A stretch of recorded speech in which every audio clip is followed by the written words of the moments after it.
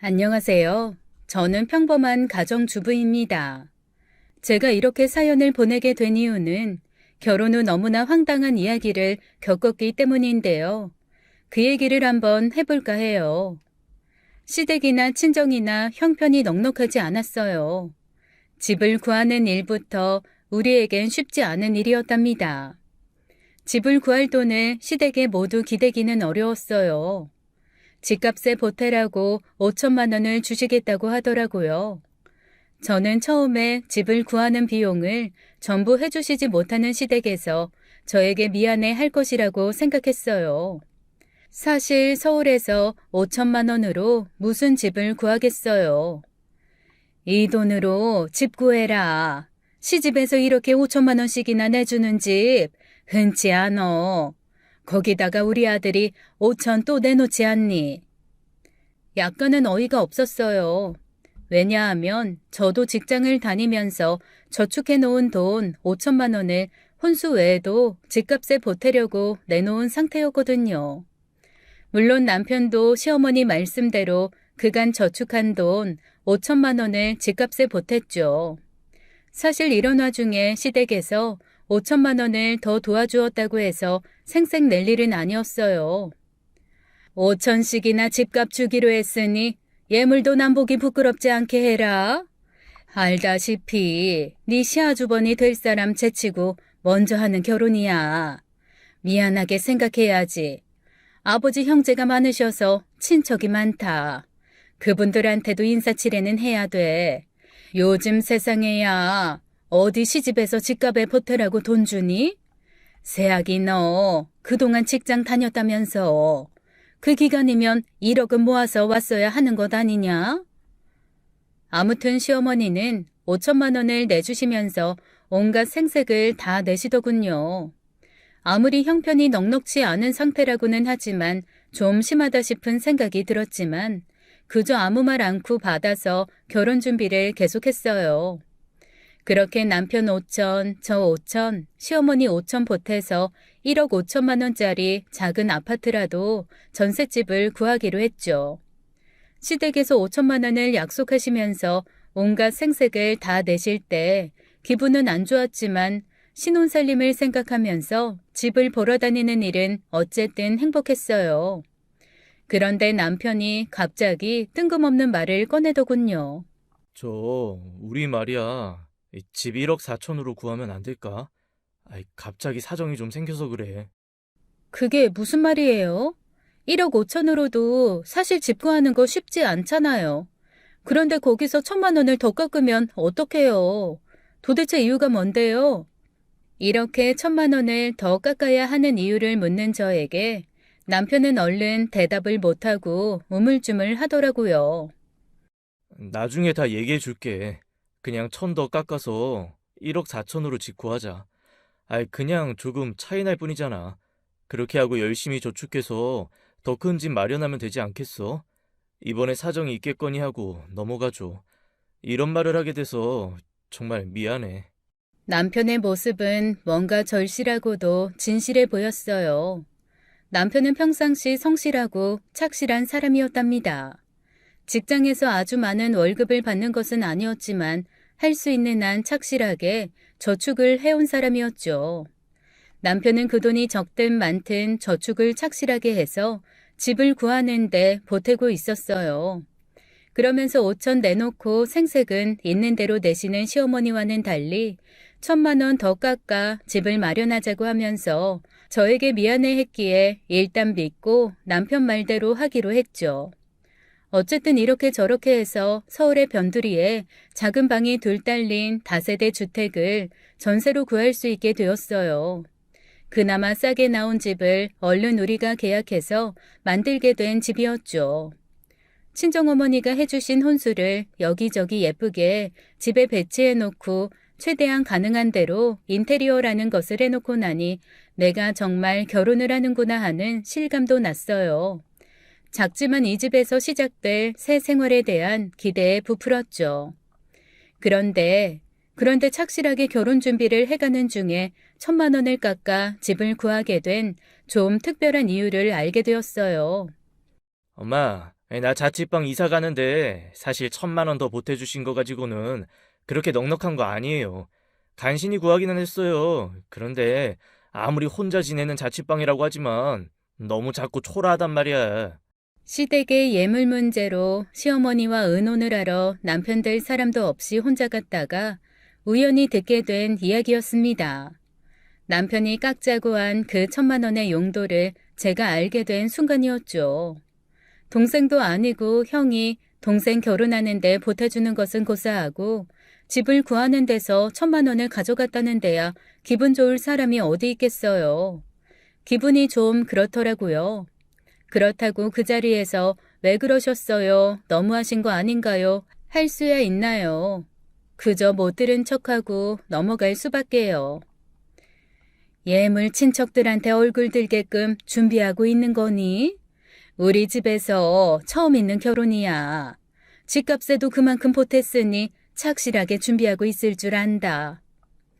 1,000만 원을 시아주버니에게 쓰셨다는 것을 제가 알고 난 다음인데도 생색과 예물에 대한 압박은 여전했어요. 남편에게 나중에 사정을 물었죠. 그게 형이 부모님한테 지금 있는 자취방이 불편하다고 이사를 가야겠다고 했었나 봐. 달리 구하실 때가 마땅치도 않고 해서 우리 집 마련하는데 주시기로 한 돈 중에서 1,000만 원 보태주기로 하셨던 것 같아. 맏아들이고 해서 우리 엄마가 형 일에는 좀 마음이 약하셔. 그다지 설득력 있는 이유는 아니었지만 남편이 거짓말을 하는 건 아니었기에 저는 그저 그런가 보다 하기로 했죠. 그렇게 우리는 결혼을 하게 됐어요. 신혼여행을 다녀오고 나서 우리만의 보금자리에 정착을 하게 되었죠. 알뜰하게 살림해서 최대한 빨리 더 큰 집을 구해야겠다라고 다짐했어요.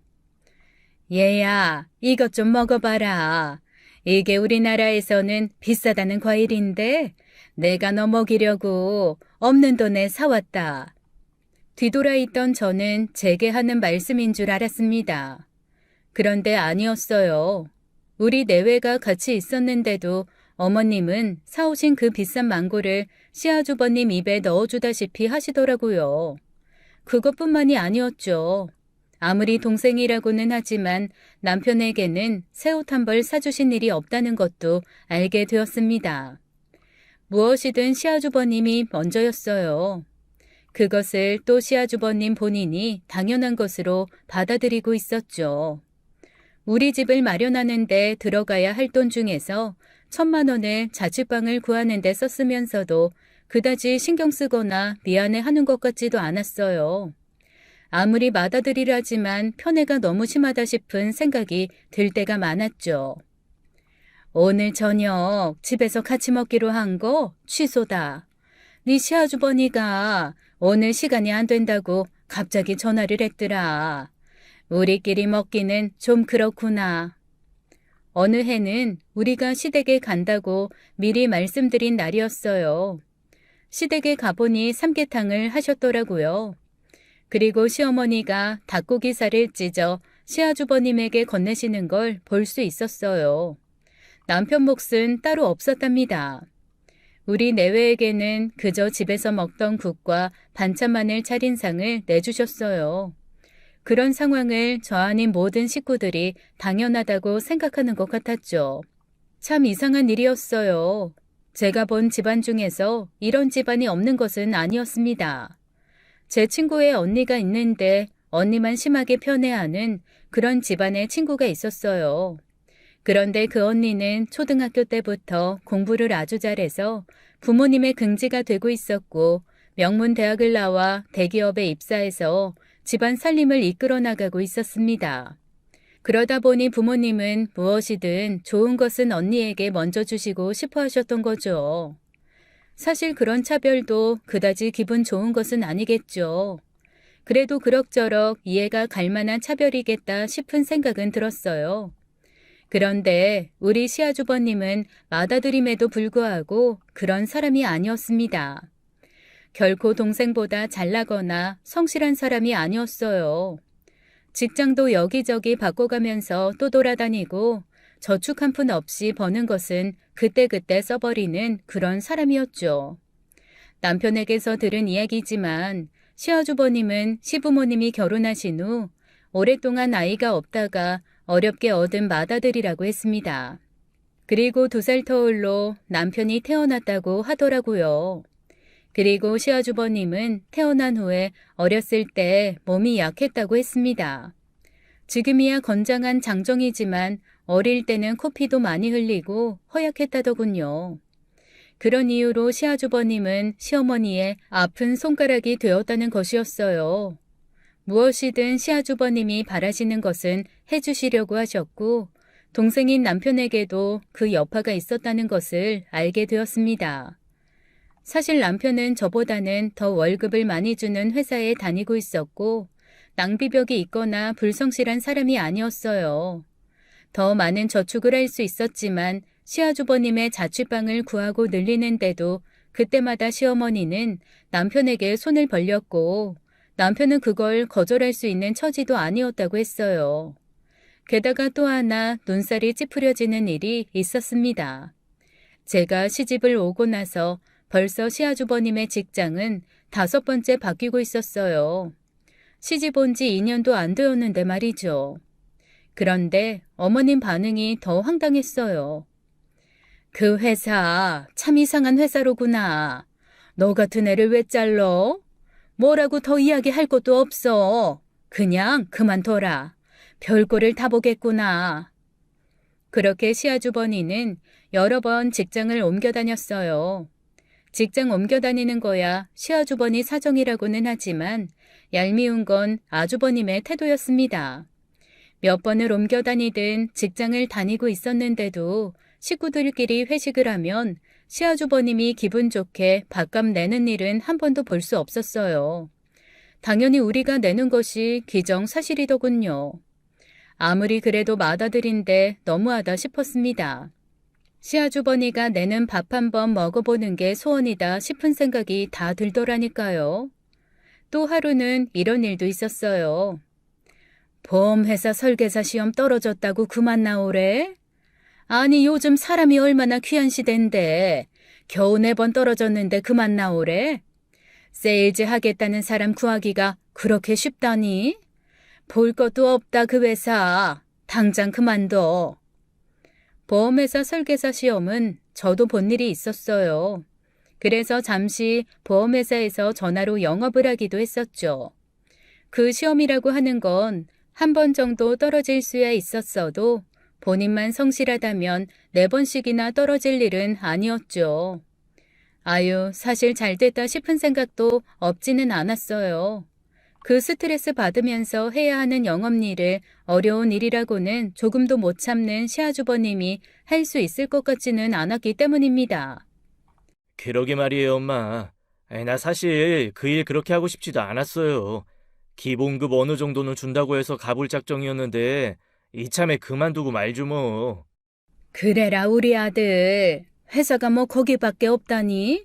직장 얼마든지 있으니까 그런 회사 따위에 신경도 쓰지 말어. 이쯤 되니 지금의 시아주버님의 인성이 형성되는 데는 시어머니가 큰 몫을 하셨구나 하는 생각이 들더라고요.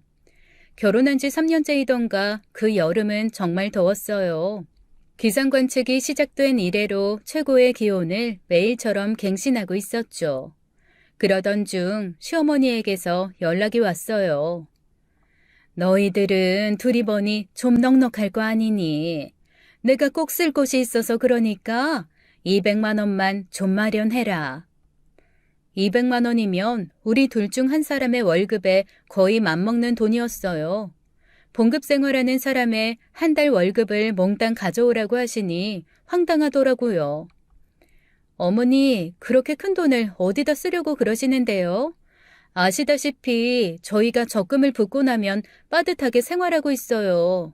빨리 더 큰 집을 얻어서 이사해야 애들도 편하게 키울 수 있잖아요. 그 정도 돈이면 저희로서는 좀 마련하기가. 시어머니가 제 말이 끝나기도 전에 중간에 끼어드셨어요. 어렵다고? 적금 한 달 안 들어갔다고 큰일 나니?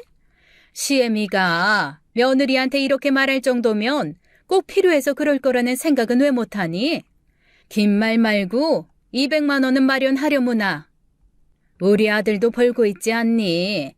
너 혼자 버는 것도 아니고 내가 너한테 이 정도도 요구 못할 처지는 아니라고 본다. 시어머니는 거의 강요를 하다시피 하고 계셨어요. 이유도 정확히 말씀 안 하시면서 돈을 마련해 내라고 하시는데야 돈 쌓아놓고 사는 사람도 아니고 어떻게 여기 있어요 하고 얼른 내놓을 수가 있겠어요. 남편과 의논을 했죠. 사실 어머님이 그간 몇십만 원씩 용돈 정도로 필요하다고 해서 해드린 적도 꽤 있었잖아요. 그런데 이번엔 200만 원이나 되는 돈을 한 번에 내놓으라고 하시니 너무 힘드네요.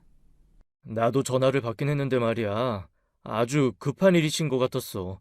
적금 안 부을 수도 없는 일이니까 적금은 붓고 이 카드로 필요하다는 거 사드리고 다달이 갚으면 안 될까? 그제야 저는 시어머니께서 필요하다고 하시는 게 현금이 아닌 어떤 물건이라는 것을 알게 되었어요. 그게 뭔지 궁금했던 저는 남편을 다그치다시피 해서 그 물건이 뭔지를 알아낼 수 있었죠. 그런데 그건 정말 저를 기가 막히게 하는 물건이었답니다. 다름 아닌 시아주버님이 자취하시는 방에 설치할 에어컨이었어요.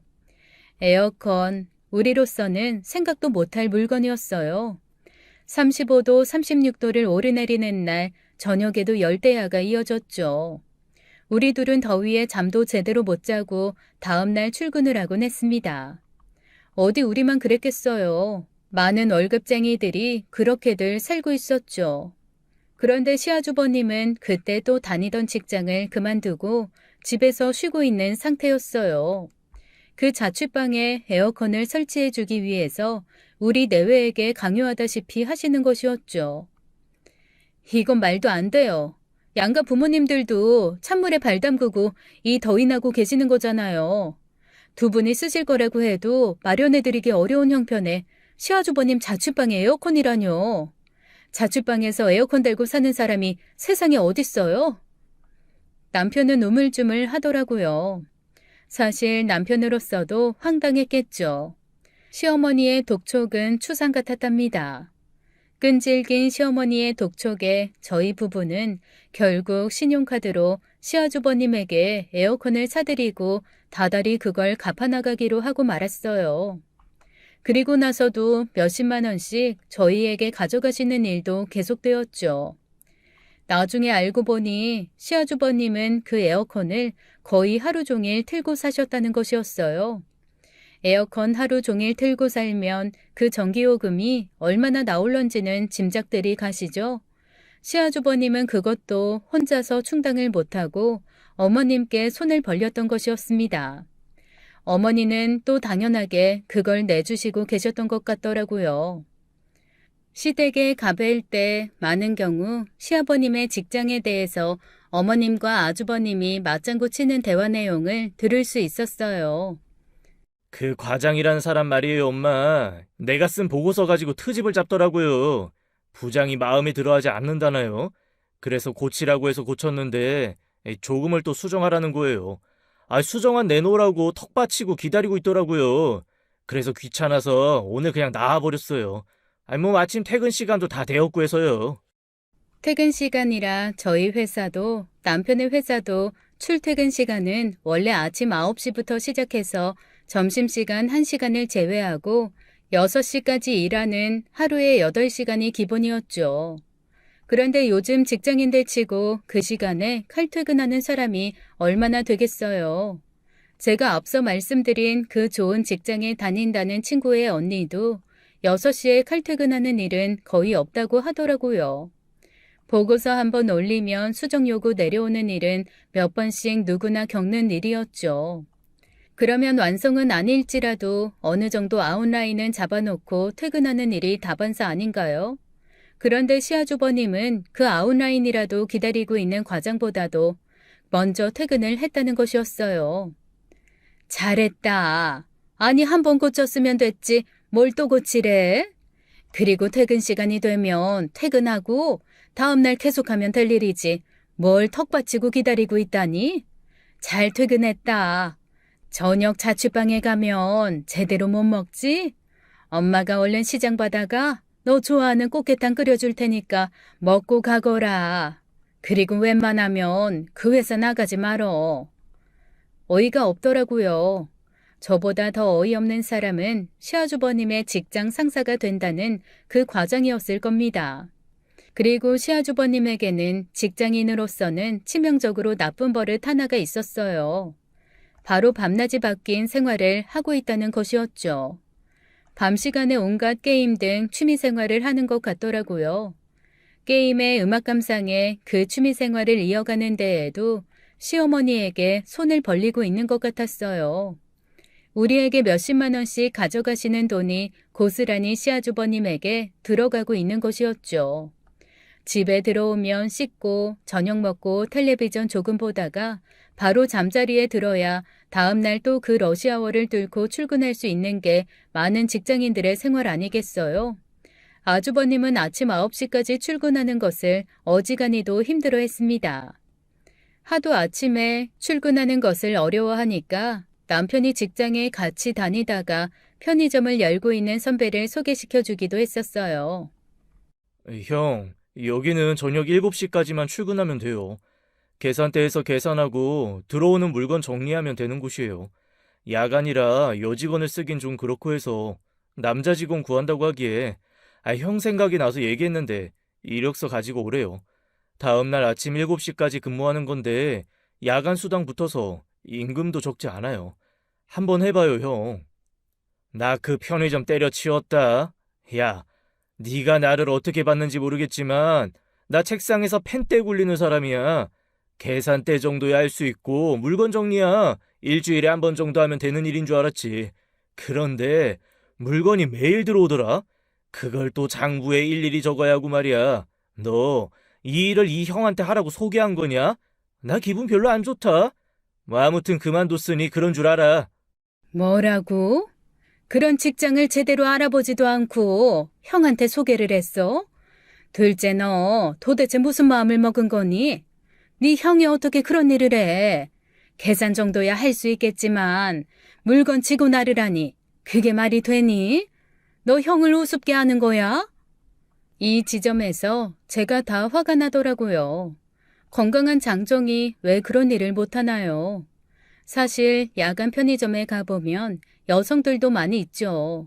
여자들도 할 수 있는 일을 건강한 장정이 못한다니 말이 되나요? 그리고 펜대만 굴리는 사람이라는 것은 어디서 나온 자신감인지 알 수가 없더라고요. 저도 모르게 한 소리하고 말았습니다. 아주버님, 어차피 밤에 안 주무시는데 그 시간에 일하시면 좋잖아요. 그리고 들어오셔서 푹 주무시면 되시는 일이고요. 이 사람 소개가 아니더라도 그 시간에 사람 구하는 편의점 많아요.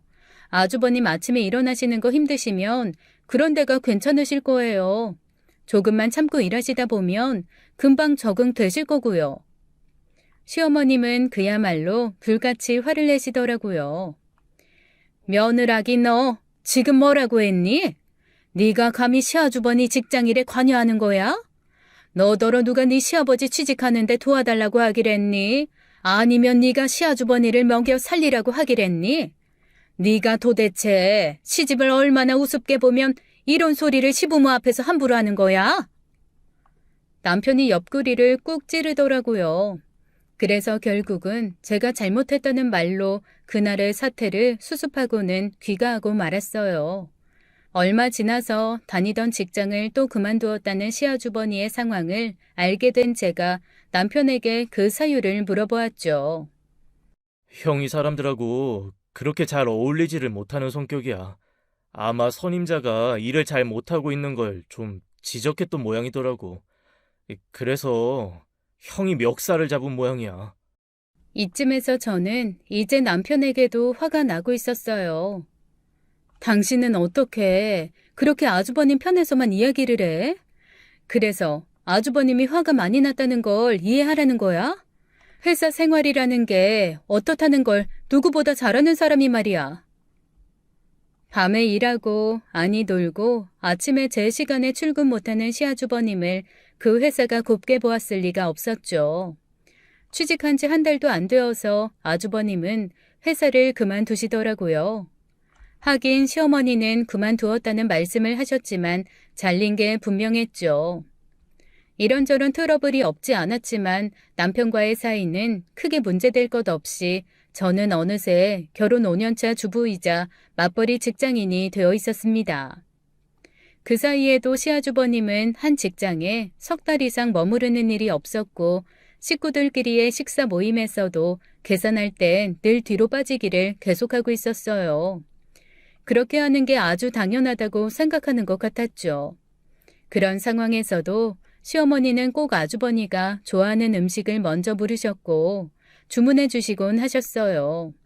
돈은 물론 항상 우리가 냈지요. 남편은 어디 다리 밑에서 주워왔나 싶은 생각이 다 들더라니까요. 그런데 직장을 다니다 그만두고 또 다니다 그만두고 하는 사람이 경제적인 여유가 있을 리는 없었죠. 자유롭게 살겠다고 자취방을 얻어 생활하고 있는 형의 생필품까지 시어머니가 다 해주시는 것 같더라고요. 그리고 돈도 없는 사람이 철철이 또 여행까지 다니는 것이었어요. 우리라고 해서 가고 싶은 곳이 왜 없었겠어요. 아이들 데리고 오붓하게 어디 공기 좋은 곳에 펜션에 가서 하루 이틀 머물다 오는 것 정말 해보고 싶은 일이었어요. 그런데 아주버니는 뚝딱하면 서울 근교의 펜션으로 여행을 갔고 그곳이 마음에 들면 일주일이나 열흘씩 있다 오기도 했습니다. 이 비용까지 시어머니가 모두 부담하셨죠. 그런데 시어머니가 이 돈이 어디서 나셨겠어요. 물론 우리에게서 가져가시는 것이었습니다. 아예 우리는 이제 시댁에 한 달에 얼마씩 정액을 보내드리게 되었어요. 물론 그 돈은 시아주버님에게로 다 들어가는 것을 알고 있었고요. 정기적으로 돈을 보내드리자 시어머니는 가끔 액수를 문제 삼기는 하셨지만 그럭저럭 받아들이고 계셨어요. 하긴 시어머니라고 해서 왜 미안한 것과 고마운 것을 모르시겠어요. 말씀은 안 하셔도 그렇지 고마워하실 것이라고 생각했고 남편도 그렇게 말했습니다. 어머니가 말씀을 안 하셔서 그렇지. 우리한테 많이 고마워하고 계실 거야. 특히 당신한테는 말이야. 우리 생각했던 것보다 시간은 조금 더 걸리겠지만 빨리 아이들을 위해서라도 더 큰 집으로 이사하자. 조금만 더 고생해. 저도 남편과 생각이 같았죠. 남편이 일단 성실하고 다정다감했다는 것이 제일 중요한 것이었어요. 어머니도 사실 말씀은 안 하셨지만 그런 상황이라면 다 고마운 마음을 가지게 되는 것은 당연한 것이잖아요. 우리가 결혼 5년 차쯤 되자 이제 아주버님의 결혼 문제가 시댁의 중요한 일로 수면 위로 떠오르고 있었습니다. 사실 제가 지금까지 말씀을 안 드렸지만 아주버님에게는 늘 여자가 있었어요. 직장을 바꾸는 것만큼이나 여자도 자주 바뀌었죠. 그런데 솔직히 시아주버님의 생활상을 보고 제정신 박힌 여자들이 붙어 있을 리가 있겠어요? 사귀는 여자라고 해서 시댁에 데리고 온 여자들은 여럿이었지만 그 여자 쪽에서 끝내거나 무슨 이유인지는 모르겠지만 아주버님 쪽에서 끝내거나 해서 결혼이 이루어질 기미는 보이지 않고 있었어요. 그런데 오늘 이 여자하고 헤어졌다 싶으면 바로 며칠 후에 새 여자와 만나고 있곤 하더라고요. 그 성실하지 못한 생활에 더하여 여자가 없으면 또 못 사는 스타일이더군요. 그런데 좀 오래 사귄다 싶으면 영락없이 조금은 이상한 여자들이었어요. 야, 나 사귀는 여자가 있는데 말이야. 이 여자가 명품 가방을 꼭 갖고 싶어 하더라고.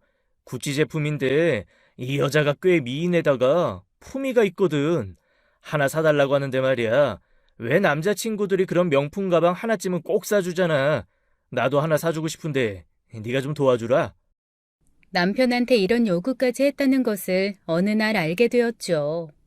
시어머니의 독촉이 또 거의 사람을 마르게 하는 것이었고 남편은 또 신용카드로 긋고 가방을 사서 형에게 주었다는 이야기를 들었습니다. 그런데 에어컨 값보다 더 비싼 명품 가방을 받은 그 여자는 그 선물을 받은 이후로 이리저리 시아주버님의 연락을 피하더라는 것이었어요. 결국은 전화번호까지 바꾸고 시아주버님과 연락을 끊어버리더래요. 월급쟁이로는 생각하기도 힘든 500만 원이 넘는 가방 하나를 뜯어내고는 사라져버린 것이었어요. 그 부담이 고스란히 우리 가게로 돌아왔죠. 저와 남편은 어느새 아주버니 문제로 부부싸움을 하고 있었습니다. 전혀 아무것도 문제될 것 없는 가정에 시아주버니 문제가 싸움의 주제가 되고 있었죠. 그런데 이것은 빙산의 일각이었어요. 사귀는 여자가 자기 집안에 꼭 필요한 돈이라며 시아주버님에게 돈을 좀 빌려달라고 했었대요. 여자를 사귈 때마다 집으로 데려오기는 하지만 결코 결혼까지 가는 일이 없는 시아주버님.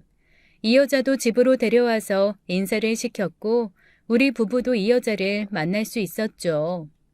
미인에 꽤 부티가 흐르는 여자더라고요. 저런 정도의 여자가 왜 우리 아주버님 같은 사람을 만날까 하고 속으로 혼자 생각했답니다. 그런데 시아주버님은 여기저기서 빚을 내어 5천만 원이나 되는 거금을 이 여자에게 건넸대요. 5천만 원이라뇨. 세상에. 그중에는 이자를 꽤 주어야 하는 돈도 포함되어 있었던 모양이더라고요. 시어머님은 아주버님을 도와주시기 위해 또 우리에게 손을 벌리셨어요. 아무튼 시아주버님은 우리 집안의 문제거리였습니다. 아유, 큰애가 너무 안 됐다. 큰애만 생각하면 눈물이 나서 못 살겠다. 왜 이렇게 결혼이 안 되는지 말이야. 그런데 다행스럽게도 이번에는 집안에 필요한 돈 해결해 주었으니 곧 결혼 얘기가 있을 것 같구나. 아가씨가 우리 아이하고 어울리게 꽤 미인인데다가 부티나지 않든? 마음에 드는 애야. 당장 필요하다고 해서 5천을 해주긴 했지만 집안에 재력도 꽤 있다고 들었다. 그 5천은 그대로 결혼 비용으로 쓰자고 했다더구나. 결혼이 이래 깨지고 저래 깨지고 해서 안쓰러웠는데 얼마나 다행인지 모르겠다. 그런데 곧이어 날아온 것은 시아주버님의 결혼 소식 대신에 어느 날부터 그 여자와 연락이 안 된다는 소식이었어요. 돈을 5천만 원씩이나 빌려주었는데 말이에요. 즉 5천만 원을 꿀꺽하고 사라져버리고 만 것이었죠. 그러면 그렇지. 제대로 된 여자가 시아주버니 같은 사람에게 붙어있을 리가 없지. 이렇게 생각할 수밖에 없었어요. 그래도 어쨌든 세월은 흘렀습니다. 그 사이에도 시아주버님은 직장도 여자도 이리 바꾸고 저리 바꾸면서 살고 있었죠. 그 여자에게 사기를 당한 후 정확히 1년 정도 되었을 무렵 시아주버님이 또 여자를 사귀고 있다는 것을 알게 되었어요. 이번에도 집으로 데리고 왔죠.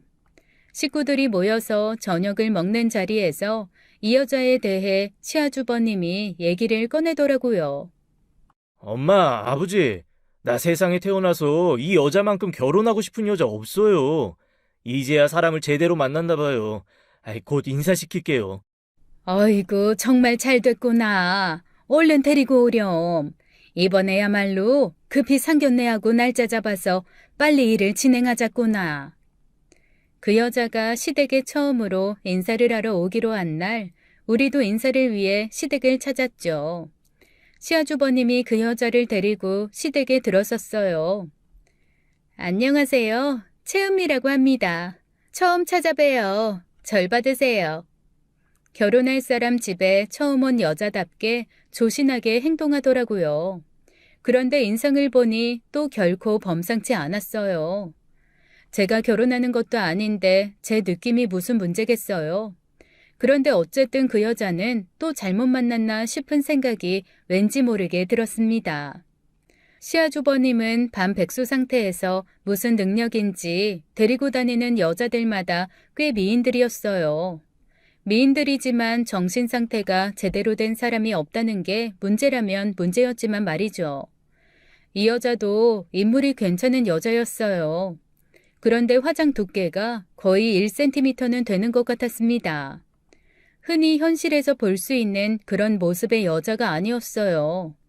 조신하게 행동은 하고 있었지만 겉모습과 그 행동이 결코 어울리는 사람이 아니었죠. 저는 또 슬슬 걱정이 되고 있었어요. 이번에 아주버님이 데려온 여자 말이에요. 나는 또 걱정돼요. 인상도 범상치 않고 그 화장이나 옷차림 같은 게 왠지 평범한 여자 같지가 않아. 당신 보기엔 어땠어요? 글쎄, 뭐 당신 말이 틀린 건 아니지만 사람마다 취향은 다른 거니까 그런 거치장이 좋은 사람도 있고 그걸 또 마음에 들어하는 우리 형 같은 사람도 있는 거겠지. 아주버님은 제일 결혼하고 싶은 여자라고 하셨지만 내 눈엔 제일 이상한 여자로 보여요. 어떤 집안인지 어떤 여자인지 좀 알아볼 방법이 없는지 몰라. 에이, 형을 믿어보자고. 형이 이렇게 절실하게 결혼하고 싶다고 한 여자도 없었잖아. 아무리 형이 지금까지 못 믿게 행동했다고는 하지만 당신 시 아주버님이야. 우리 또 이런 일로 다투지 말자고. 우리 부부싸움의 단골 주제인 시아주버님 문제. 남편 말 맞다나 이런 일로 다투는 게 결코 생산적인 일은 아니었죠. 그날은 그래서 그냥 넘어갔어요. 그런데 어느 날 형이 어머니 앞에서 울더라는 것이었습니다. 저는 또 덜컥 가슴이 내려앉았어요. 또 무슨 사기라도 당한 게 아닐까 싶었습니다. 남편에게 들은 내용은 대략 이랬어요. 엄마, 나 은미가 너무 가엾어서 못 견디겠어요. 너무 가슴 아픈 사연이 있는 여자더라고요. 너무 애초로워요. 그게 무슨 말이냐? 무슨 사연이 있길래 애처롭기까지 해? 부모한테서 학대를 받고 자란 것 같더라고요. 저도 처음엔 몰랐는데 나중에 알게 됐어요. 그래서 집에서 나와 여기저기 떠돌다가 술집에서 일을 하게 되었대요. 술집 일이 끔찍하게 싫지만 살기 위해서 어쩔 수 없다고 하는데 정말 눈물 나서 혼났어요. 조금이라도 빨리 결혼해서 술집 일 정리하게 해주고 싶어요. 아이고, 아주버님 일이 그러면 그렇죠. 평범하게 흘러갈 리가 있나요? 그래도 어쨌든 학대를 받고 자랐다는 것은 가슴 아픈 일이었어요. 집을 나올 정도였다니 학대가 심했나 보다 싶은 생각도 들었죠. 그런데 솔직히 말이죠. 일자리가 꼭 술집밖에 없었을까요? 옛날처럼 한 직장에서 오래 일하는 시대는 아니지만 일을 가리지만 않는다면 이 일 저 일 어쨌든 할 일은 많은 그런 시대잖아요. 단순하게 식당에서 서빙을 할 수도 있는 일이고 자격이 된다면 회사에서 사무직으로 일할 수도 있는 일이고요. 몸만 건강하다면 편의점 같은 곳에서 건전하게 일할 수도 있는 일 아니겠어요? 그런데 왜 꼭 술집이어야 했을까요? 바로 이 지점에서 저는 이해가 안 가더라고요. 아주버님은 술집에 나가는 게 끔찍해도 싫은데 계속 나가야 된다는 게 마음이 아프고 애처롭다고 했지만 저는 그게 결코 애처롭다는 생각이 들지 않았습니다. 과연 싫다는 사람이 이런 시대에 계속 술집에서 일해야만 하는 것이었을까요? 그런데 제가 더 놀란 것은 그런 시아주버님의 호소에 대한 시어머니의 반응이었어요. 뭐? 술집에서 일하는 아가씨라고? 그건 안 된다. 그건 큰애 너하고 절대로 안 어울려. 우리 집안에 웃음 팔고 몸 파는 여자를 들일 수는 없다. 시어머니가 처음으로 시아주버님이 하는 일에 반대를 하신다는 점에서 저는 그만 놀라고 말았던 거죠.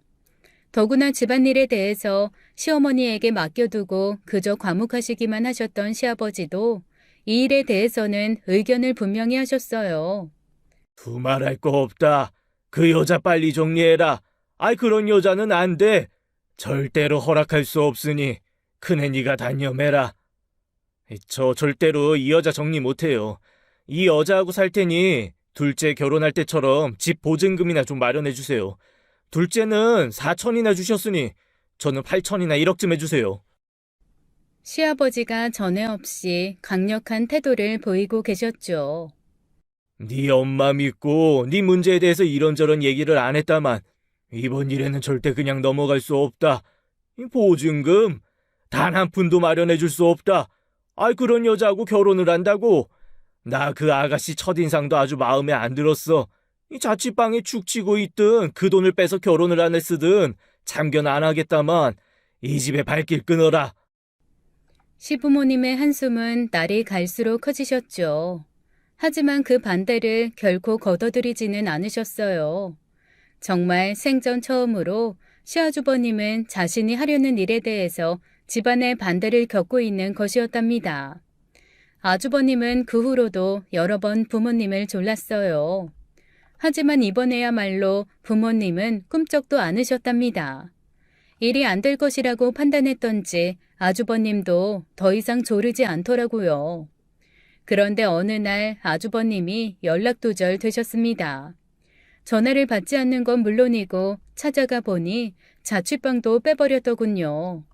보증금이라도 얻어낼 생각을 하다가 한 푼도 못 건지고 쫓겨나다시피 하자 연락을 끊어버린 것 같았어요. 시어머니의 걱정은 끝이 없으셨죠. 그렇게 거의 1년 가까이 아주버님과 연락이 되지 않고 있었어요. 남편은 시름에 겨운 부모님 대신 여기저기 연락을 해보면서 아주버님을 찾고 있었습니다. 그런데 그러던 중 전혀 엉뚱한 일로 시아주버님의 근황을 알게 되었어요. 아주버님으로부터 연락이 끊기고 나서 거의 1년 가까운 어느 추석날이었습니다. 우리는 추석을 지내기 위해서 시댁으로 갔어요.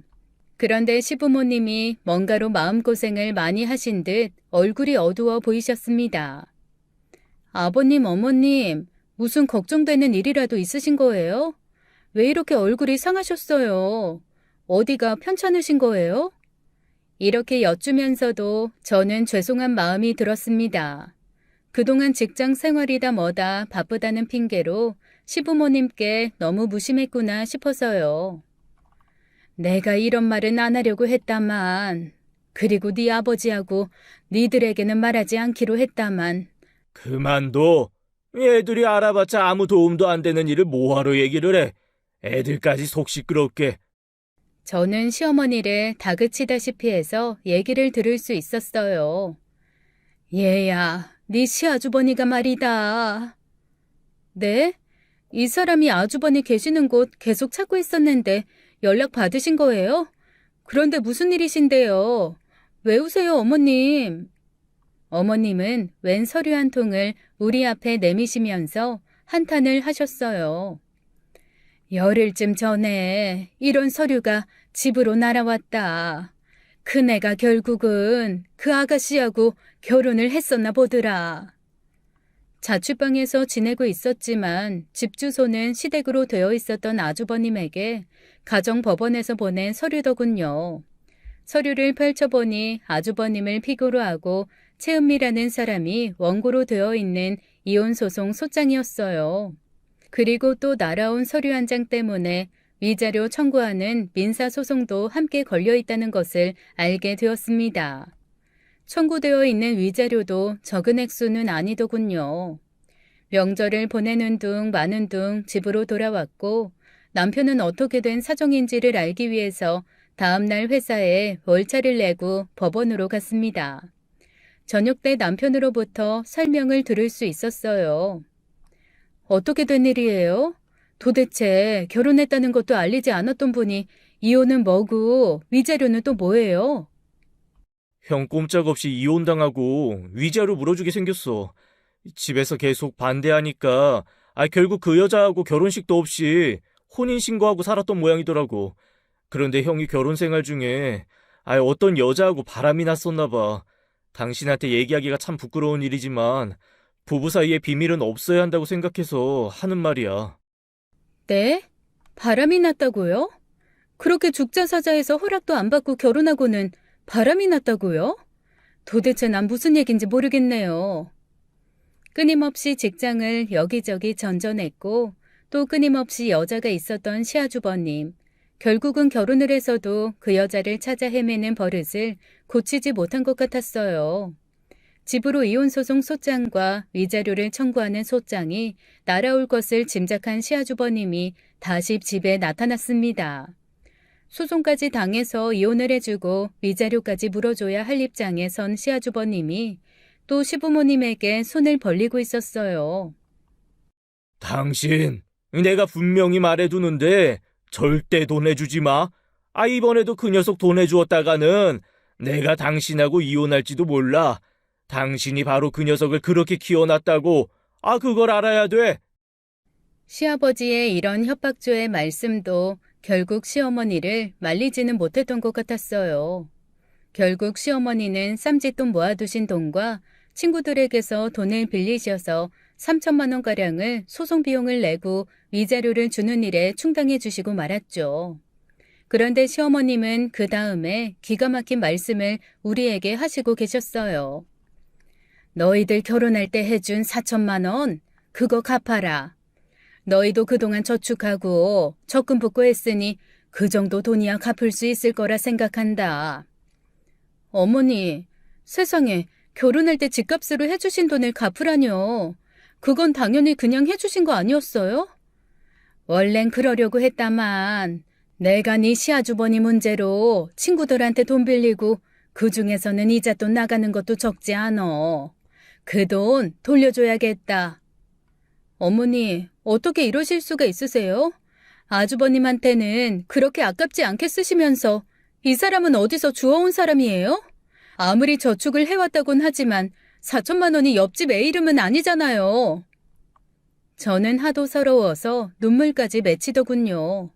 그동안 시집에서 남편이 받는 대접을 보고 서러웠던 일이 한꺼번에 터져 나오는 듯 했습니다. 처음으로 시부모님께 대들었어요. 그렇게 쪼들리신다면 훨씬 더 돈 많이 쓰신 아주버님께도 돈 받으세요. 저희한테만 돈 달라고 하시지 마시고요. 그건 못한다. 걔는 원래 몸도 약하고 일도 험한 일은 못하는 애야. 그런 애가 소송에 휘말리고 이혼당하고 얼마나 많이 마음이 상했겠니. 네가 지금 네 시아주버니에게 가서 돈 받아오라고 이 시애미한테 따지는 거냐? 키워놨으면 그만큼 효도할 줄도 알아야 하고 그렇게 키워놓은 내 아들하고 결혼했으니 너한테도 의무가 있다. 긴 말 말고 그 돈 갚아라. 어머님, 뒷바라지하고 도와주시는 아들 따로 있고 효도하는 아들 따로 있고 그런 거예요? 그런 일이 세상에 어딨어요. 그렇게 시어머니와의 언쟁이 오갔지만 저는 이번엔 끝까지 버티고 말았어요. 남편에게도 의사를 분명히 했죠. 만일 남편이 이 돈을 또 어머니에게 해드린다면 제가 남편과 계속 살 것인지를 고민해 보겠노라고 단호하게 얘기했습니다. 그런데 남편도 서러운 것은 마찬가지였고 그동안의 일 때문에 많이 지쳐있던 것 같더라고요. 아직은 아이들이 어려서 괜찮지만 조금만 더 자라면 방 2칸짜리 다세대 주택에서 계속 사는 것은 어려웠죠. 남편은 이번엔 제 말대로 해주었어요. 그렇게 잘 유지해왔던 시댁과의 사이가 소원해져 버렸답니다. 그저 1년에 한두 번 명절에 가서 절하고 밥 한 끼 먹고 오고 하는 정도로만 거리를 유지하고 지냈어요.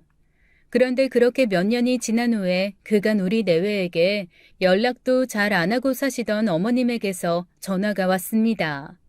시어머니의 전화를 받고 그 내용을 들은 저는 기가 막혀서 그냥 실실 웃었어요. 시아주버님에게 또 새 여자가 생겼으니 결혼 비용을 마련해달라는 것이었죠. 너희 이사 가려고 돈 모아둔 거 있지? 그거 우선 네 시아주버니 결혼시키는데 써야겠다. 이사 뒤로 미루고 그 돈 가져오너라. 맞벌이로 먹을 것 안 먹고 입을 것 안 입고 오직 더 큰 집으로 이사해서 아이들 키울 생각으로 1억을 모아두었었어요. 지금 있는 돈 1억 4천과 1억을 합쳐서 방 3칸짜리로 곧 이사를 하려는 참이었거든요. 전세로 조금 더 큰 집을 얻거나 아니면 변두리로 나가 집을 살 생각도 하고 있었습니다. 그런데 그 돈으로 시아주버님 직구하는데 보증금을 내라뇨. 보증금이니 어차피 사라지는 돈은 아니지 않니. 네 시아주버니가 돈 벌어서 1억 모으면 그때 돌려주면 될 것 아니냐. 우리를 집으로 부르신 시어머니가 아주 애절하게 말씀하시더군요. 그리고 남편의 손을 잡고 눈물을 흘리시기까지 하시는 것이었어요. 저는 지난번 4천만 원권을 제 의견과 똑같이 처리해 주었기에 이번에도 남편을 믿고 있었습니다. 그런데 어머니가 하루 이틀도 아니고 아침 저녁으로 회사 앞에서 남편을 기다리시기도 하고 집으로 찾아와서 아예 눌러앉기도 하시는 등 그야말로 떼를 쓰고 계셨죠. 남편은 그런 어머니에게 질리기도 했고 또 어머니의 계속되는 눈물에 마음이 약해졌던 것 같더라고요. 우리 이번에 이사하는 것 좀 미루고 형 집 보증금 해주는 거 어떨까? 이제 형도 나이가 있어서 이번에 결혼 못하면 또 결혼 얘기 나오기가 어려울 것 같은데. 많이 계속 그러면 그 뒷바라지 결국 누가 하겠어. 그리고 어머니 말씀대로 보증금이 없어지는 돈도 아니잖아. 저는 저대로 그간 시어머니에게서 시달릴 대로 시달리고 있었어요. 여기에 남편까지 이렇게 말하자 저는 정말 원자 폭탄처럼 폭발해버리고 말았죠. 더 이상 참을 수가 없었어요. 그리고 남편이 계속 그 눈물과 땀으로 이루어진 그 돈을 밑빠진 독 같은 아주버님에게 주자고 한다면 정말로 남편과의 관계도 달리 생각해야겠다고 생각하게 되었답니다. 우리 아이들을 위해서라도 말이죠. 마침 아주버님이 결혼할 새 여자와 함께 집으로 올 예정이니 와서 저녁을 준비하라고 시어머님이 제게 전화를 하셨어요. 저는 마음을 굳게 먹고 시댁으로 향했습니다. 그리고 예비 형님이 될 분께 조근조근 이야기를 꺼냈어요. 저희 아주버님 상사가 잔소리 한마디 한다고 선임이 뭐라고 한다고 직장 바로 뛰쳐나오시는 분인 건 아시죠? 네? 모르셨어요? 한 직장에 길어도 3개월 이상 다녀본 일 없으세요. 저번엔 이혼 소송까지 당했는데 그건 알고 결혼하시는 거죠? 뭐라고요? 위자료랑 소송 비용 다 물어주느라 3천 정도 들었는데 그것도 돈 없다고 해서 시어머니가 해주셨어요. 뭐 시어머니가 부자라서 해주신 게 아니라 친구들한테 돈까지 빌려가지고 처리해 주셨고요. 저희 아주버님 편의점 알바도 힘든 일이라고 못하시는 분이에요. 아마 아이들이 눈앞에서 굶어도 그런 일은 절대로 안 하실걸요? 그건 다 알고 결혼하시는 건 맞죠? 저는 마음을 굳게 먹고 준비해간 내용들을 더듬거리는 일 하나 없이 술술 이야기했습니다.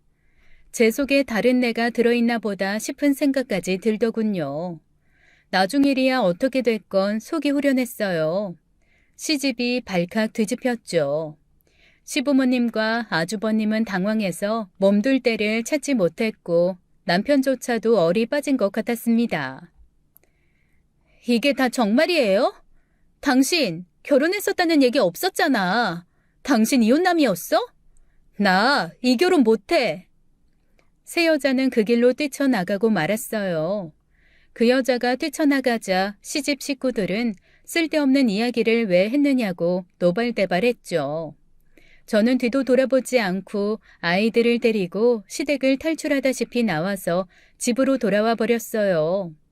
조금 있으니 남편이 집으로 돌아오더군요. 그때는 정말 남편까지도 보기 싫었어요. 아무 말 없이 각각 다른 방에서 그 밤을 보냈답니다. 다음 날 아침 저는 남편이 일어나기를 기다려 분명히 말했어요.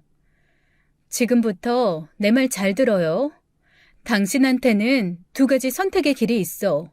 지금처럼 성실한 직장인으로 살면서 나와 아이들을 선택하든지 아니면 버는 것 아주버님을 위해 다 뜯기고 어머님 말씀에 휘둘리면서 살든지 분명히 해요. 나는 당신이 선택하는 데 따라서 내 선택도 할 거야. 사실 남편이 시댁 문제에 관해서 저한테 무슨 할 말이 있겠어요. 그저 미안한 일밖에 없었겠죠.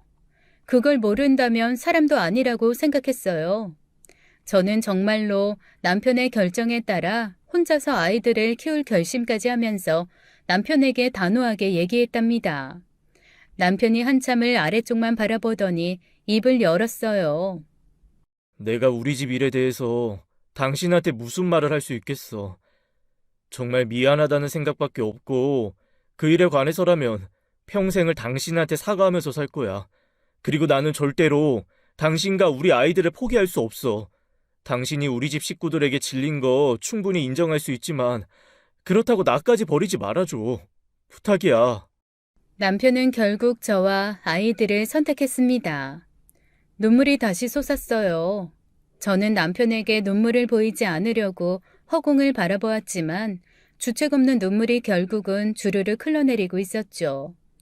남편이 눈물을 닦아주며 다시 말하더군요. 우리 집 일로 마음고생, 몸고생 심했던 거 나 다 알아. 그걸 모른다면 정말 내가 사람이 아니지. 나도 더 이상 우리 집 일로 휘둘리기도 싫고 또 그래서도 안 된다고 생각해. 그건 형을 더욱더 타락의 길로 몰아가는 길이 될 거야. 어머니가 어떻게든 마음을 바꾸셔야겠지만 분명히 말하지만 나는 당신과 아이들을 택할 거야. 우리는 서로 껴안고 한참을 같이 울었답니다. 그간 서러웠던 일이 우리 둘에게 참 많았죠. 그 서러움을 다 털어내듯 울어버리고 우리는 다짐했어요. 지금까지처럼 성실하고 착실하게 살자고요. 남의 도움을 바라지도 말고 일확천금을 노리지도 말고 하루하루 열심히 일해서 우리 애들 훌륭하게 키우자고 말이에요. 그리고 그런 삶의 태도를 아이들이 배우도록 가르치자고요. 시집과 연을 유지하면서는 이런 삶이 불가능할 것이라는 점을 남편과 저 둘 다 분명히 알고 있었죠. 우리는 마음을 다져먹고 시집과 손절해 버렸답니다. 아예 연락도 끊어버리고 아이들에게도 그 이후 친가의 이야기를 꺼내지도 않았어요. 나중에 자라면 다 이야기해줄 날이 오겠죠. 결국은 나와 아이들을 선택한 남편, 마음이 아프겠죠. 조금이라도 덜 아플 수 있도록 많이 배려해야겠다고 생각한답니다. 지금까지 저희 식구와 시댁을 둘러싼 이야기를 들려드렸어요. 긴 사연 들어주셔서 감사합니다. 지금까지 사연 읽어주는 남녀였습니다. 끝까지 시청해주신 여러분 감사드리며 저희는 다음 사연으로 돌아올게요. 감사합니다.